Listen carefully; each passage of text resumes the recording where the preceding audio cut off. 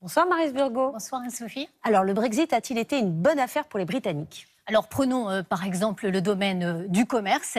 Eh bien, le Brexit a eu un impact plutôt négatif sur le commerce des marchandises en Grande-Bretagne. Regardez, avant le Brexit, le déficit commercial sur les biens était de 119 milliards d'euros. Eh bien, en 2023, il bondit à 197 milliards d'euros. Et par exemple, la Grande-Bretagne exporte beaucoup moins de produits alimentaires. Vous voyez, c'est moins 20%. Vous l'avez vu d'ailleurs dans le reportage d'Ambroise.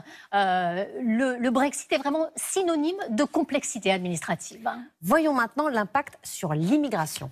Alors, les partisans du Brexit pensaient que l'immigration allait faire baisser l'immigration illégale, clandestine. C'est vrai, en partie, il y a une baisse importante et constante. Vous voyez, plus de 29 000 arrivées par bateau, par exemple, en 2024. C'est moins 21% par rapport à 2023. Mais ce qui a beaucoup changé, c'est l'immigration légale. Elle est beaucoup plus importante et surtout, elle a totalement changé de nature. Regardez sur ce tableau, l'immigration légale, il y a beaucoup moins d'Européens qui vont en Grande-Bretagne pour travailler parce qu'il leur faut désormais un visa. Or, la Grande-Bretagne a besoin de main-d'œuvre. Alors maintenant, les Indiens, les Ukrainiens, les Pakistanais sont de plus en plus nombreux. Alors, si on regarde les choses globalement, le nombre de personnes rentrées légalement ou illégalement en 2016 en Grande-Bretagne était de 588 000 personnes. Et vous voyez, le chiffre bondit littéralement en 2024 avec plus d'1